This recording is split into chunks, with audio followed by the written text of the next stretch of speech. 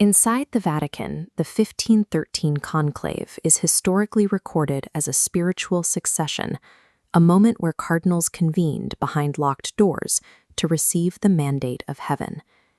Internal family records suggest a more clinical operation. The election of Giovanni de' Medici as Pope Leo X followed the specific financial mechanics of a hostile leveraged buyout. The primary instrument for this takeover was a private banking ledger known as the Libro Segreto, or secret book. This document functioned as a dark data layer.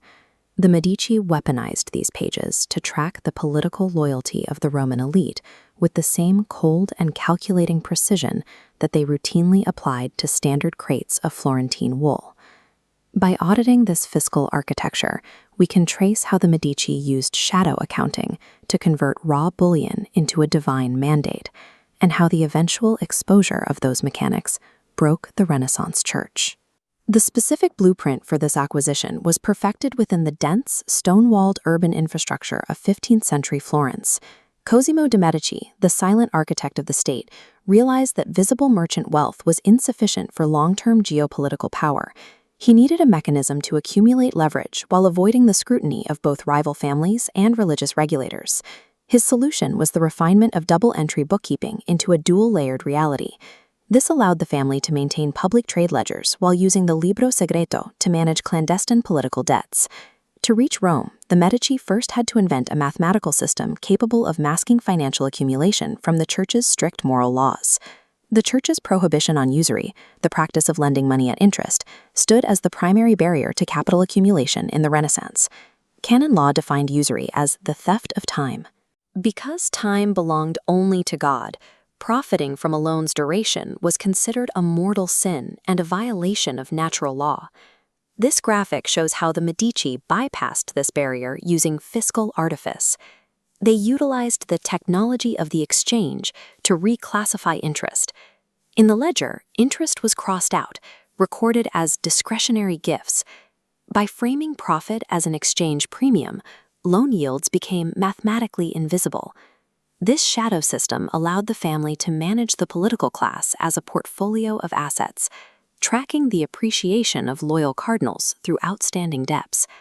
Mastering this mathematical evasion provided the war chest required for the bank to integrate itself into the infrastructure of Rome.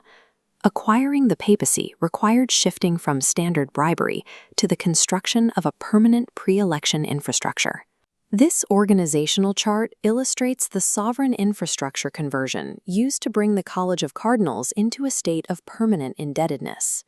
The first stage was liquidity aggregation, concentrating merchant profits into liquid gold reserves capable of moving across borders without detection. Next, back-office integration. Managing the depository and salt contracts made the Medici Bank the indispensable engine of Vatican operations. Finally, credit conversion. The bank issued discrete loans recorded as papal credit, intended to be repaid strictly in political equity during the election. However, Roman politics was volatile. To protect their capital, the bank had to hedge against the risk of a failed election. The Libro Segreto reveals the use of anonymous ghost accounts to fund rival candidates simultaneously. This risk management strategy ensured the bank's survival regardless of the conclave's winner. By 1513, the new pope would inherit a legacy of debt to the Medici partners by default. The 1513 election of Giovanni de' Medici as Pope Leo X was the ultimate payout of this ledger-based warfare. The Medici family executed a leveraged buyout by calling in decades of accumulated spiritual debts from the cardinals they had funded.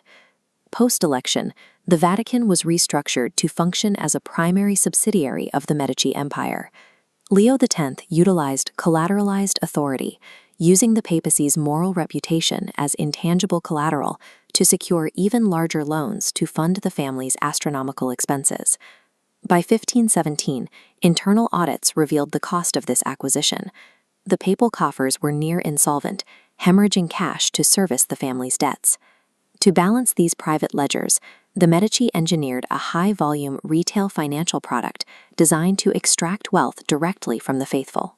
This retail product was the sale of indulgences, a sophisticated financial scheme to monetize the concept of sin. The Medici commoditized individual transgressions as financial liabilities that could be settled with cash. They positioned purgatory as a market for purchasing spiritual futures, where the faithful paid to shorten their time in divine custody. The distribution pipeline spanned Europe. Sales agents and monks were dispatched to collect raw gold from rural parishes. The Medici banking infrastructure functioned as the clearinghouse, aggregating microtransactions into massive sums. The Libro Segreto mapped where this gold went, diverted to pay interest on the 1513 buyout loans, flowing directly into the private accounts of the Medici partners. The faith of millions was mathematically processed for the specific purpose of balancing a private bank's ledger. The rigid mathematical precision of this system eventually became the catalyst for its own collapse. The Protestant Reformation functioned as a populist audit of the Medici's financial structures. While the Libro Segreto remained hidden, the product it created, the sale of indulgences, made its underlying logic public. The clinical, mathematical way salvation was sold exposed the counting house reality behind the divine facade. Public outrage grew from the realization that gold was being extracted from the faithful, not for the salvation of their souls, but to balance a private corporate balance sheet. This loss of trust led to the total erosion of the Church's moral authority and the permanent fracturing of Western Christendom. The powerful Medici family and their banking empire eventually faded, but their methodology of using debt-based architecture to steer sovereign institutions became the blueprint for the modern economic world.